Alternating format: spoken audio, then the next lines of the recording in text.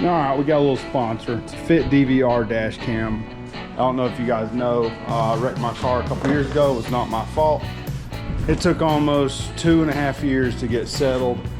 I had a dash camera in it that was a piece of junk from a long time ago. And thank God it worked. But it was terrible on video quality. And it was pivotal in that decision on the wreck. So long story short, these guys reached out to me and I've turned down a few. Just so y'all know, I've seen a bunch of junk come across from whatever country is making all these, China or wherever it's at, and not knocking them because some of them make good products, but I saw this one come across and I said I'm gonna give it a try. So first and foremost, I'll show you why.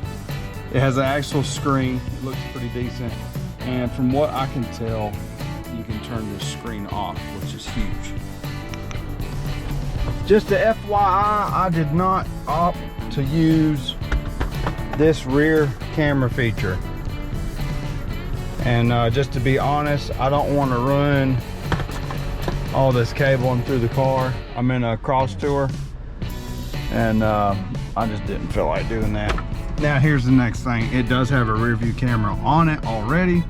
So I do a large amount of interstate driving, and I think having a rear view camera is really good. It's almost 100 degrees today, so maybe I'll install it another day when it's cool. But as of right now, I left me a little loose pigtail up here, and I tucked in the headliner, got in nice behind this plastic side curtain airbag cap on the A-pillar. I pulled my seal, got it down in there. It runs around, comes down under my knee panel, and then I've got another loose pigtail right here, just in case I need to unplug this.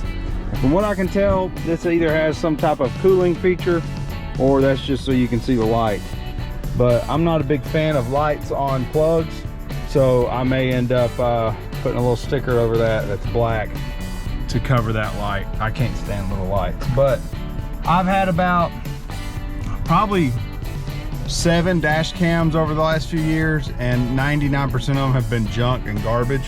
So on this initial review, the FIT DVR dash cam F3, top notch. I can already say this, you can choose from 1080p up to like 18 something, and it's got some good settings. The screen automatically turns off. That's how I have it set there, which is fantastic.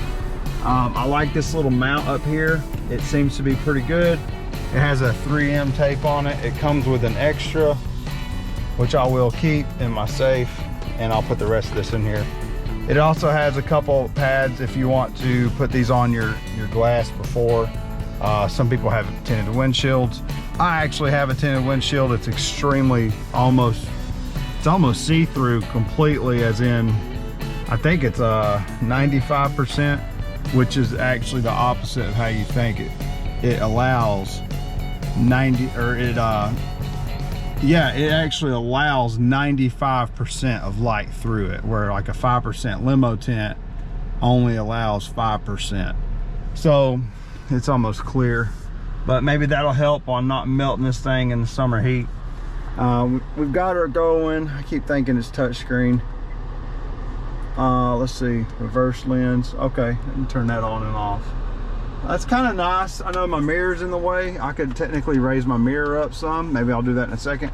But overall, it's gonna see like my hands, and it'll show when I'm driving, like that I'm not texting or, you know, doing whatever, going down the road. And that's a big feature for trying to prove yourself at an accident. Next thing I like about this setup is it came with a USB 2.0 SD little conversion. That's nice to keep in your car. Let me explain that. When you're on the side of the road and the state patrol had you pulled over from an accident and you're trying to prove that, hey, I wasn't doing this, or you guys need to see this footage. My last camera, it was a nightmare to get the footage off of it.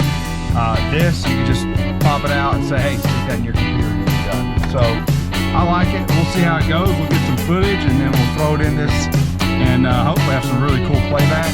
We'll just see how she goes.